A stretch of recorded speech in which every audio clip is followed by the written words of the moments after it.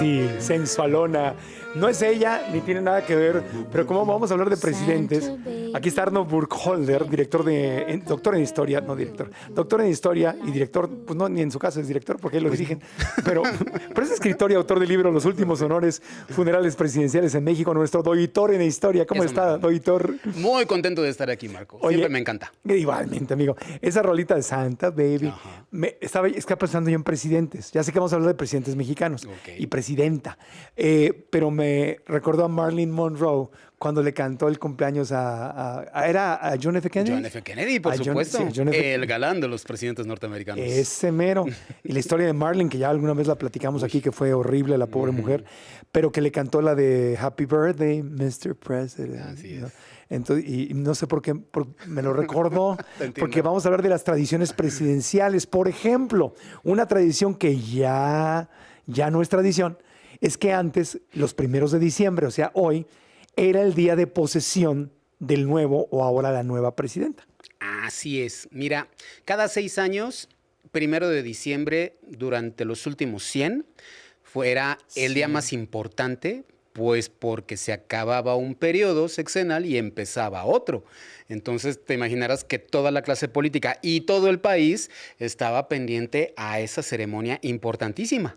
Ahora, era una tradición un poco rara porque las elecciones son julio, ¿no? Sí, así es. Entonces pasaba julio, agosto, septiembre, octubre, noviembre y hasta el 1 de diciembre entraba el nuevo presidente. Sí, lo que pasa es que todo presidente necesita un proceso de transición. Ajá. Necesita, literal, llegar con su equipo, que le digan la situación del país es esta, en qué cajón está lo que necesitas, aquí se prende y aquí se apaga, se tienen que enterar de todo para entrar inmediatamente a trabajar. Ajá. Y conforme fue pasando el tiempo, el gobierno se fue haciendo más complejo.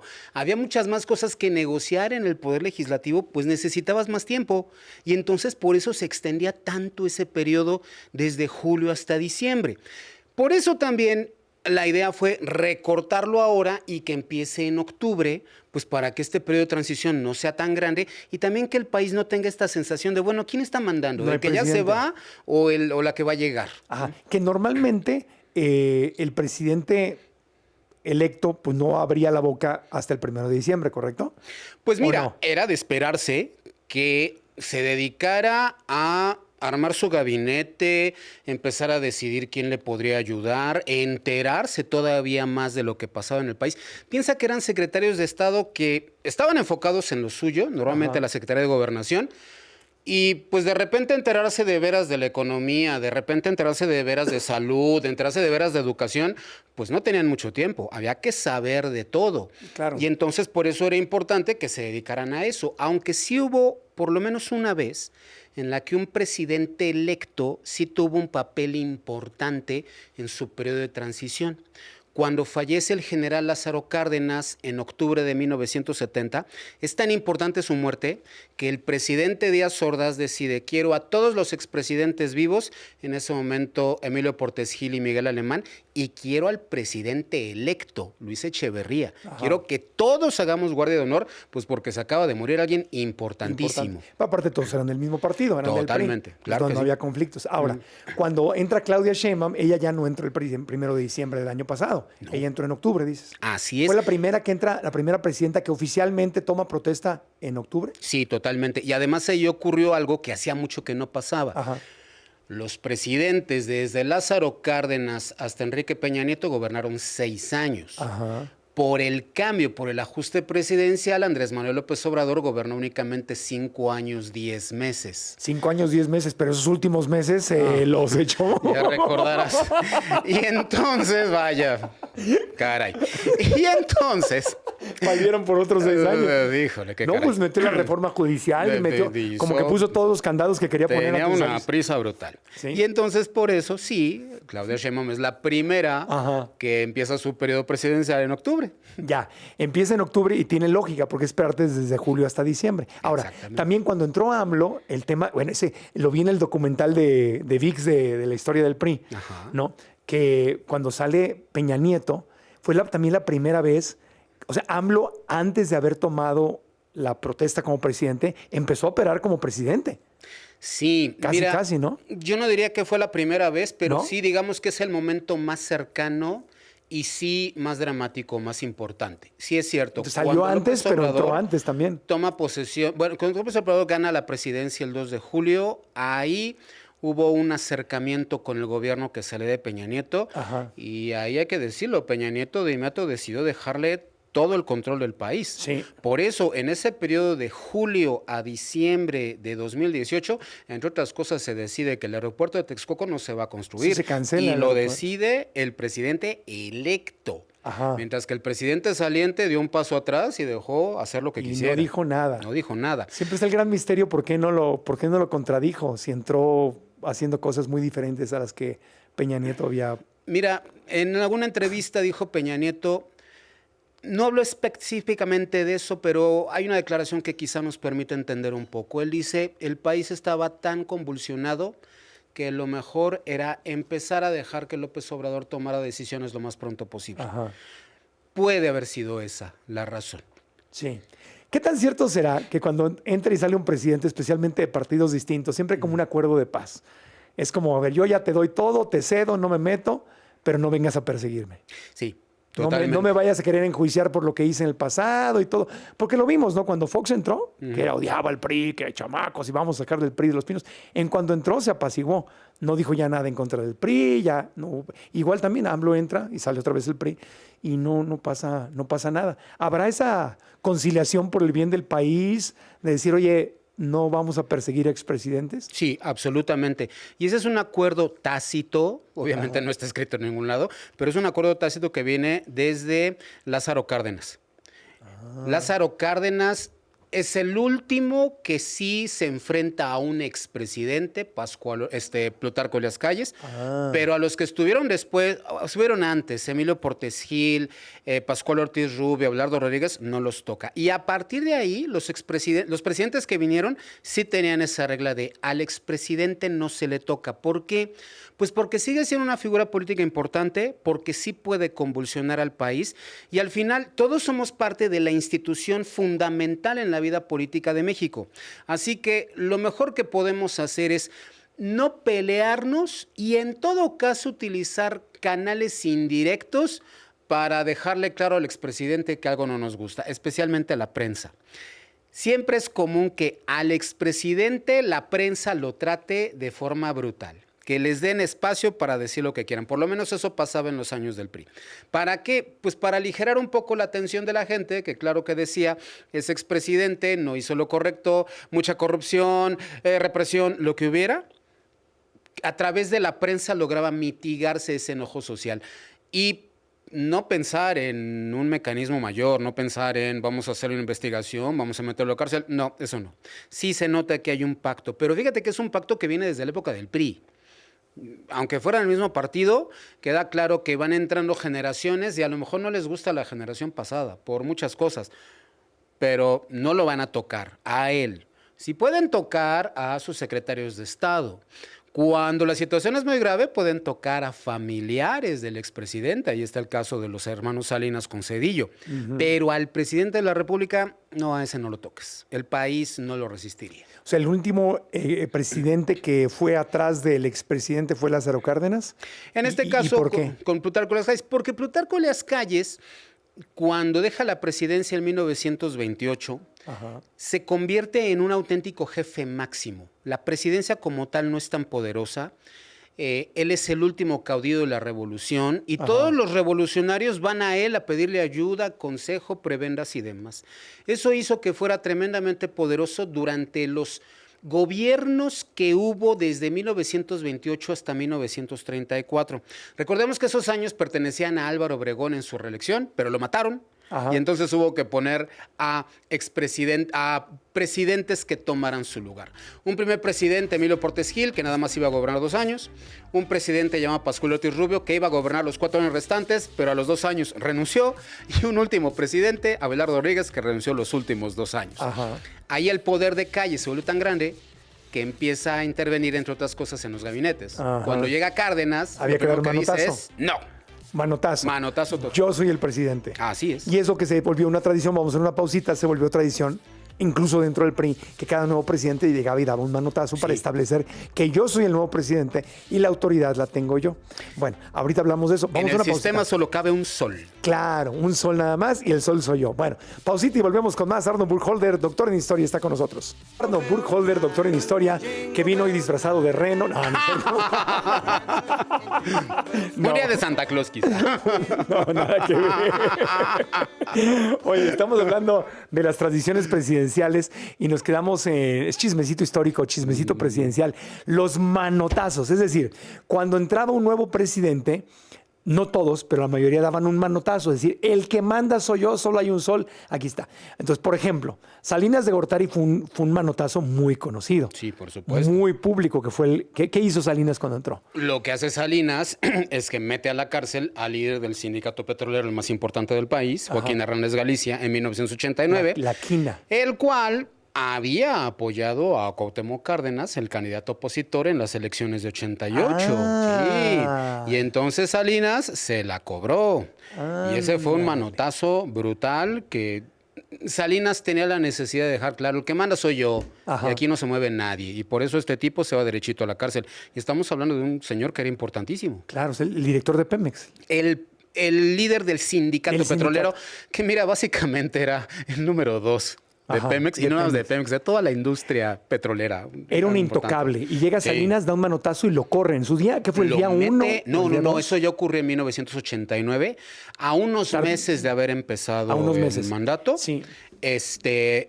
No, el ejército, además, llega a la casa de Joaquín Hernández Galicia en Tamaulipas, lo detienen acusándolo de que tiene un acopio de armas, una excusa que siempre les ponían, y lo metió a la cárcel durante todo su sexenio. Y fue el derrumbe de un señor que había sido tan poderoso y de repente terminó en prisión durante años. Ese fue el manotazo de Salinas de Gortari, diciendo Sí. yo soy el presidente. Como efecto colateral de eso, me acuerdo que en ese tiempo Guillermo Ochoa en Televisa era el conductor, pues era como Jacobo Zabludowski en la noche y Guillermo Ochoa en la mañana. Claro. Y Guillermo Ochoa retransmite una entrevista que le habían hecho al sindicato al que habían corrido Y a él, a la quina. y a la Sí. quina. Era una entrevista muy favorable donde la quina hablaba de todo lo bueno que hacía y todo. Y esa entrevista salió sin permiso y lo corren de Televisa. Exactamente. Sí, sacaba Guillermo Ochoa en las mañanas. Fue uno de los grandes escándalos producto de, O sea, en el de momento que haber metido la quina. se estaban sacrificando a la quina y Salinas dando menotazo, Guillermo Ochoa va de valiente y repite una entrevista que no favorecía a la decisión del presidente. Así Y es. para afuera Guillermo Ochoa. Sí, así Ese pasó. programa se llamaba Hoy Mismo y de ahí nada más le quitaron el mismo y sigue existiendo el programa hoy. ¿no? Sí. Pero porque Guillermo Ochoa era las mañanas de la televisión mexicana Sí, era el más importante en las mañanas. y Zabludowski en la noche. En la noche. Bueno, entonces Salinas dio ese manotazo. Luego, ¿quién más ha dado manotazos muy fuertes? Mira, 6 años después, Ernesto Zedillo, cuando mete a la cárcel a Raúl Salinas de Gortari, claro. hermano de Carlos Salinas, Claro. acusándolo también de sacar dinero ilegalmente del país, corruptelas en distintos industrias paraestatales. Pero eso era directamente para poner quieto a Salinas, el cual también estaba interviniendo en el inicio del gobierno de Zedillo, y además estaba el tremendo problema de la crisis de 1995, donde tanto Salinas como Zedillo se estaban echando la culpa de por qué había estallado el país en diciembre de 1994, cuando se supone que estábamos en la gloria. O sea, es como para decirle al otro presidente, ya no te metas, ya no eres presidente. Totalmente. Meto a la cárcel a tu hermano. Sí. Para que te estés quieto. Y- O sea, imagina, hay que dimensionar. Es como si Claudia Sheinbaum ahorita mandara a meter a la cárcel a un familiar cercano de AMLO. Como si metiera a la cárcel a Andy. Imagínate, Así, de ese imagínate cómo se... Sí. Pues así se vio en ese momento. Es como que, Exactamente. porque luego a Zedillo decían que no tenía mucha fuerza de voluntad, que era, le decían el cepillín y no sé, o sea, le hacían muchos chistes de... Sí, le de hacen Zedillo. muchos chistes, pero la verdad quedó claro que era un hombre, Con muchos para empezar, pantalones. con un genio de la patada. Con muchos pantalones. Y con muchos pantalones. Sí, o sea, ahí quedó claro que tenía pantalones. Sí, totalmente. Y sí el le que dio la manda vuelta al soy país. yo. Económicamente le arregló la crisis y le dio la vuelta al país. Y para él lo más importante, deshacerse de alguien que había sido tan importante y había sido tan carismático como Carlos Salinas. Ajá. Había que sacarlo del juego político. Ok, luego de Zedillo a Fox no hubo manotazo. No. ¿O sí? No, quizá, digamos que el otro gran gesto de Ernesto Zedillo Ajá. para reafirmar su autoridad presidencial fue ese 2 de julio del 2000, Ajá. cuando gana Fox y el que sale a reconocer el triunfo es Zedillo. Antes de que el PRI lo Sí, reconociera. antes de que saliera José Boldenberg, presidente del IFE, antes de que saliera Francisco Labastida, el candidato del PRI, el que salió fue el presidente. Se les adelanta a todos. A todos sí, porque también dijo, yo no quiero que el PRI en algún momento se le ocurra armar algún escandalito, así que voy con mi nuevo manotazo. El próximo presidente es Vicente Fox. Se callan y se alinean. Ya. Ese también fue un manotazo brutal. Claro, pero Fox no dio manotazo. Al contrario, Fox era un candidato como que muy bravo en la campaña y en cuanto ya tomó el poder, calmadito. Sí. De hecho, hace poco acaba de salir una entrevista donde Fox dice, vaya, como candidato me la pasé muy bien, pero como presidente de la República, mi pregunta siempre fue, ¿y qué hago? Y sí, quedó claro justamente cuando llega la etapa final, cuando llegan las elecciones de 2006 y cuando llega ese enorme tensión política que al final nos lleva a la toma de posesión de Felipe Calderón, que fue brutal en la historia de Ya México. sé, el recuerdo que no podía ni entrar y todo lo que sucedió ahí. Duro. Oye, ¿Calderón dio manotazo? Yo creo que el gran manotazo de Calderón fue la guerra contra el narco. Calderón entró diciendo, yo voy a ser el presidente del empleo. Y eso se borró en el momento de la gran crisis postelectoral. Estas imágenes que estamos viendo de la toma de posesión de Felipe Calderón, que son tremendas Sí, para la porque historia de México. era un tema de que fue fraude y todo el mundo protestando y entró por la parte de atrás, ¿no? Al Además, Congreso. ahí estamos viendo una ruptura brutal con una ceremonia que estaba a punto de cumplir 100 años de existencia. Ajá. El presidente de la República llega acompañado por alguien que se supone es el presidente saliente, pero 6 horas antes, a las 0 horas, cedió su poder al ejército para mantener la estabilidad del país. Una absoluta locura. El país, cuando llega Calderón, está absolutamente cimbrado porque el presidente cedió su poder al ejército para impedir que estallara toda la nación. Fue un momento de tremenda gravedad para Eso nunca México. había pasado. No. Ya. Y el manotazo de Calderón fue la guerra contra Sí, el narco. totalmente, la guerra contra el narco. Pues porque era la forma de demostrar, yo soy el que manda. Estamos viendo imágenes, estaban agarrando a golpes en la cámara. Totalmente. Y mira, esa es una cámara donde, aunque se ve violento, nadie iba armado. Antes a la cámara se iba armado. Y sí hubo casos de gente que se murió a balazos ahí. O sea, eso nunca había pasado. Mira, de esta manera teníamos Ya. muchísimo tiempo de no verlo y veníamos de un periodo de, sí, estabilidad priista que al final terminó estallando tal y como se ven estas imágenes. Claro.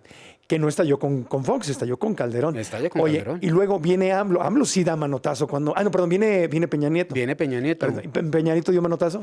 Mira, quizá el gran manotazo de Peña Nieto fue también haber metido a la cárcel al Bester Gordillo. Ah, sí, Fundamental cierto. también para consolidar la reforma educativa de su La sexenio. secretaria del Sindicato de Trabajadores de la Educación. Exactamente.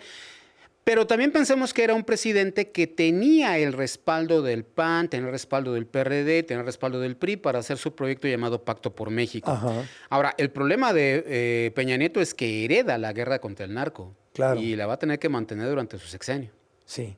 Y el Bester Gordillo en su momento, pues era una estrella, era la secretaria. Importantísimo. Pues yo hice el programa de Todo el Mundo Cree que Sabe Ajá. y estaba patrocinado por el sindicato ahí nos visitó alguna vez, fue ella. Claro. Que porque le aplaudíamos a los maestros y se contaban las historias positivas de los maestros en medio del concurso. Y ella un día llegó ahí al programa, a la grabación, a saludar. Y era un ídolo en México. por supuesto. Y la mete a la cárcel Es Peña Nieto. quien la mete a la cárcel. Y luego AMLO llega y das un super manotazo antes del 1 de diciembre. De todos los manotazos que da, que son brutales, el primero es el aeropuerto. Cancela el aeropuerto de la Ciudad de Sí, México. porque además López Obrador tiene el poder suficiente para empezar a gobernar de veras en julio de 2018. Ajá. En el momento de su transición, él ya tomó las riendas del país. Sí. Esa decisión fue totalmente de López Obrador. Ajá. De ahí, si quieres,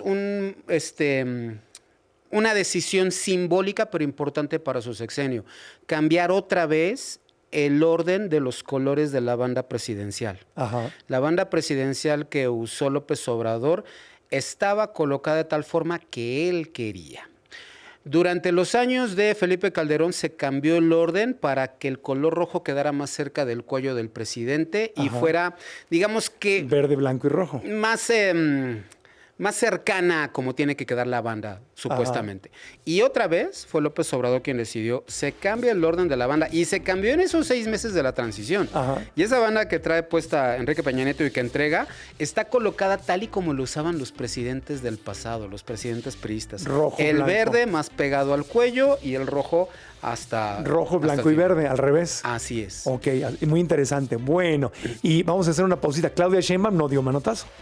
Hasta ahorita no. Hasta ahorita no ha habido ningún manotazo. Así, manotazo. Manotazo, no. Porque manotazo significa que le dices al anterior, no quiero que te metas. Exactamente. Y aquí no ha habido manotazo. Y significa fortalecer el poder del presidente, cosa que ahorita no ha ocurrido. Muy interesante. Bueno, regresaremos con más chismecito histórico presidencial con Arno Burkholder, doctor en Historia en Fórmula. Doctor en Historia, hablando sobre chismecitos presidenciales, los manotazos o no manotazos de los presidentes o de la presidenta y de los cambios de las tradiciones que se han ido dando o eliminando justamente. Me decías que AMLO inventó lo de un, ¿qué era? Como un bastón de mando o algo así. Sí, la ceremonia del bastón de mando. Eso es nuevo. Eso es totalmente nuevo. Lo que pasa es que López Obrador hace, digamos que 2 ceremonias de toma de posesión. La primera ocurre en el Congreso, la banda presidencial, etcétera. Y de ahí se va al Zócalo y hace una de esas inmensas manifestaciones que él acostumbra. Y entre ellas hace una ceremonia con una serie de representantes de pueblos indígenas. Sí, yo la vi. Y me acuerdo. le entregan algo que él dice que es un símbolo importante en estas comunidades, un bastón de mando. Okay. Los bastones de mando sí han existido desde hace muchísimo tiempo. Sí ha habido presidentes que han recibido estos bastones de mando porque son un símbolo de poder. Como el cetro del rey, haz de cuenta. Haz de cuenta, algo así. Como Pero en la tradición política mexicana nunca han sido realmente importantes. Más bien, los presidentes los recibían, por ejemplo, cuando hacían visitas a comunidades indígenas. Ya. Y era muy común que les dieran ese bastón. Y ahí estamos viendo la foto dándoselo a Claudia Sheinbaum. Se lo da a Claudia Sheinbaum, es uno de sus bastones de mando. Es López Obrador el que se le ocurre crear un nuevo símbolo, el bastón de mando.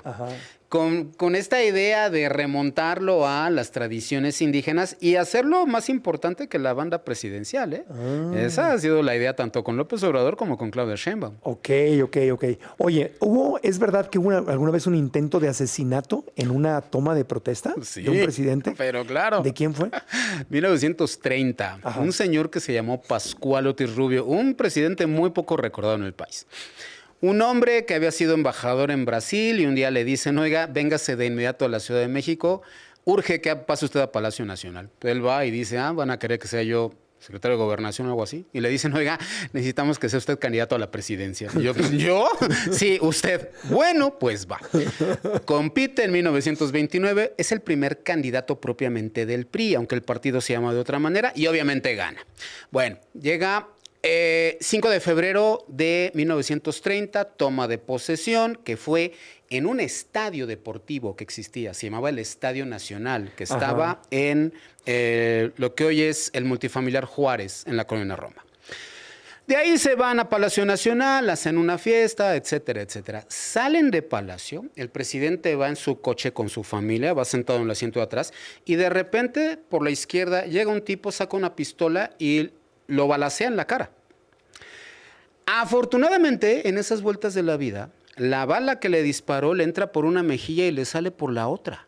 No lo mata, pero pues, le destroza toda la parte de las mejillas y le produce un tremendo problema en la boca que le hace que esté salivando constantemente. Además de que el pobre tipo se pasó meses encerrado entre lo que le pasó y el pánico. A partir de ahí, pues le dijeron que era el nopalito por verde y por baboso. ¿Así le decían? Así le decían. Qué Ese fue fuerte. Pascual Otis Rubio.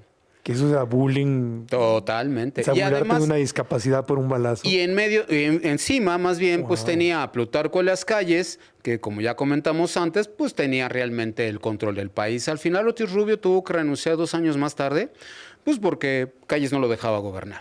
O sea, que eso fue el día de la toma. Es la única ocasión en que han atentado contra la vida de un presidente, el día de la toma. El día de la toma de posesión. Lo que mal empieza, mal acaba. Qué horrible. fue. Oye, ¿en qué otro mencionaste que fue en un estadio de fútbol la toma? Sí. ¿En qué otros lugares? Normalmente es en el Congreso de la Unión. Sí, lo que pasa es que ha habido distintos lugares donde se reúne el Congreso de la Unión. Ah, Al principio fue Palacio Nacional. ajá. Primero en una cosa que se llama Salón Embajadores y luego muchos años en una parte que alguna vez fue el Teatro del Palacio Virreinal Ajá. y luego se convirtió en el recinto parlamentario. Ah. La Cámara de Diputados estuvo en Palacio Nacional hasta 1872.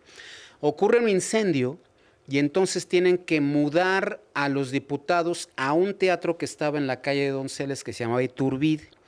Ahí estuvieron hasta 1909 cuando se incendia el teatro. Ok. Y luego ahí mismo hicieron la primera gran Cámara de Diputados, la Cámara de Donceles, que el edificio todavía existe. Ajá. En ese lugar tomaron posesión en su momento desde Santana, un montón de presidentes sustitutos, Juárez, Díaz y demás.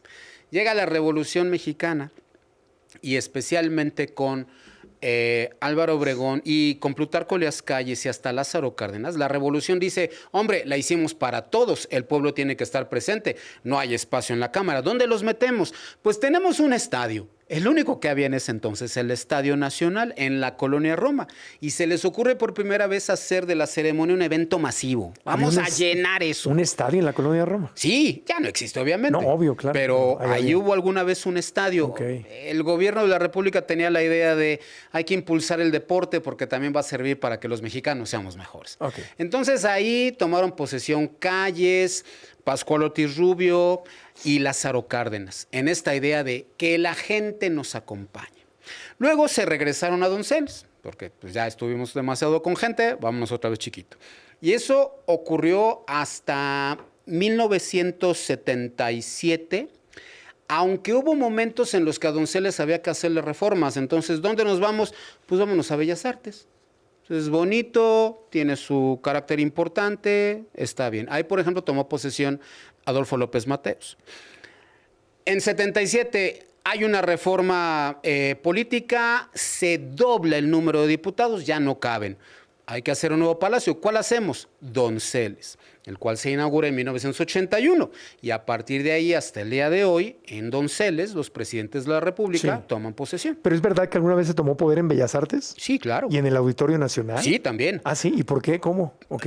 En 1976 están haciéndole obras a Donceles y ya no caben los diputados y ahí tomó posesión José López Portillo ¿En dónde? en el Auditorio Nacional. En el Auditorio Nacional. Y Antes como- de la remodelación, obviamente. Sí. La remodelación mucho Sí, más sí, reciente. Sí, antes de la remodelación. La remodelación es de los años 80, 90. Sí, sí, sí.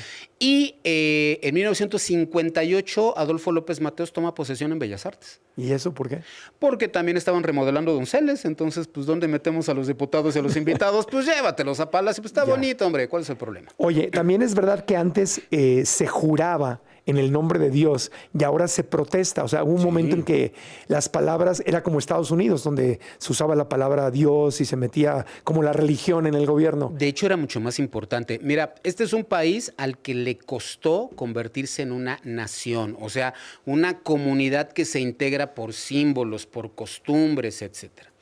Lo que había antes, lo que unía a este país era la creencia en Dios y concretamente el catolicismo.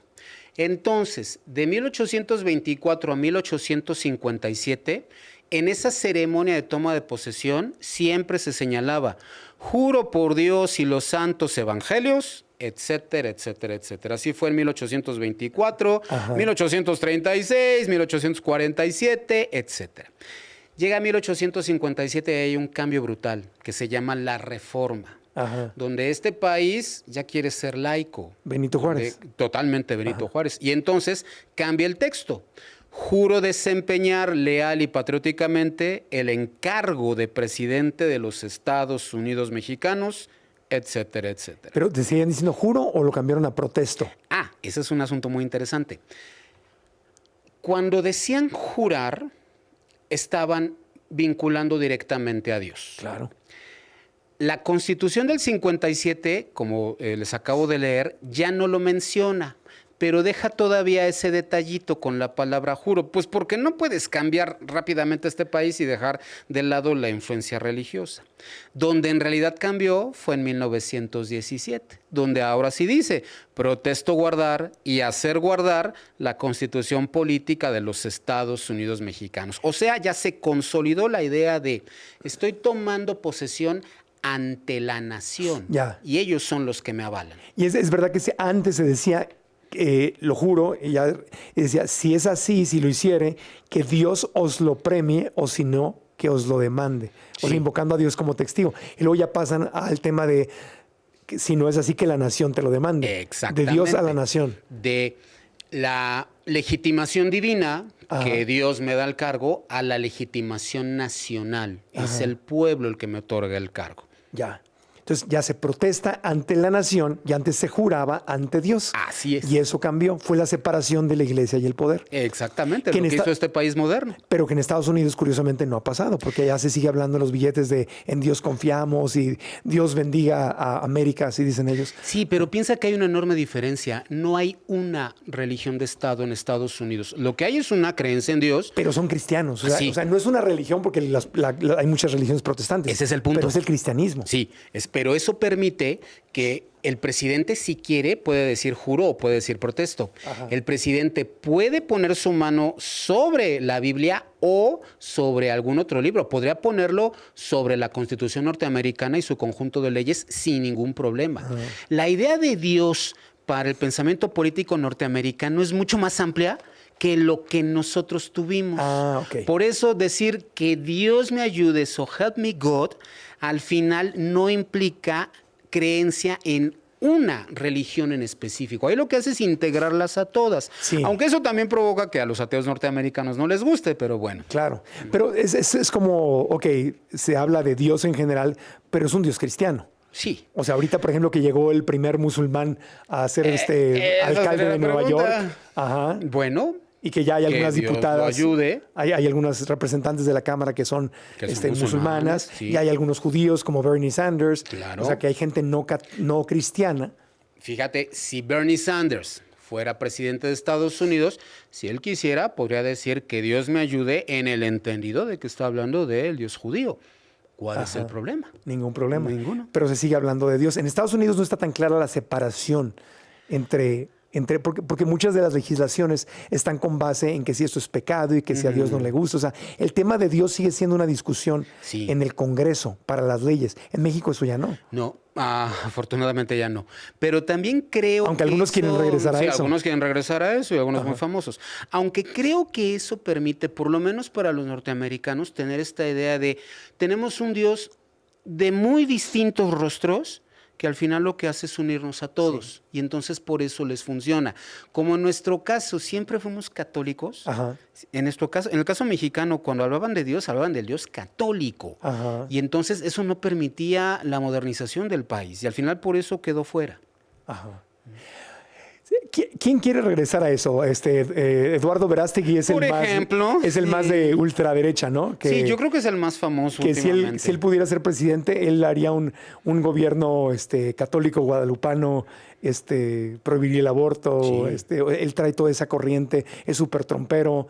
Él es como el reflejo de la extrema derecha mexicana, ¿no? Que no le veo posibilidades de que tenga poder, pero si él lo lograra, eso es lo que haría. Sí, ahora, una extrema derecha que es muy antigua, pero este es nada más un ejemplo nuevo, pero que sí considera que México solo existe si sigue siendo una nación católica, cuando en realidad en nuestra historia nos hemos transformado y ya no podemos ser eso.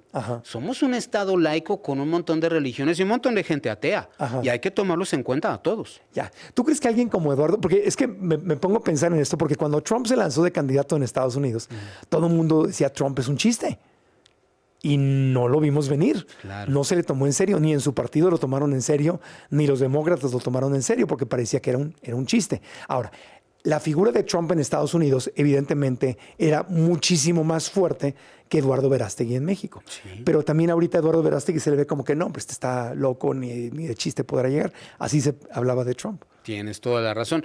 Mira, yo al respecto diría que desde el triunfo de Trump, Yo le doy oportunidades a todo mundo. Ajá. Y por eso hay que tener cuidado con todo mundo. Sí. El que tiene más fuerza y que sí sería más cercano al poder que tiene Trump pues sería el dueño de TV Azteca. Sí, El totalmente. tío Richie, ¿no? Sí, Ricardo Salinas Pliego. Que tiene una enorme fama en medios y tiene muchas posibilidades. Tiene fama, tiene poder, es un emprendedor, o sea, empresario, que también es derechista. Sí, claro. No tanto como Verástegui, pero sí es derecha, ¿no? Sí, totalmente.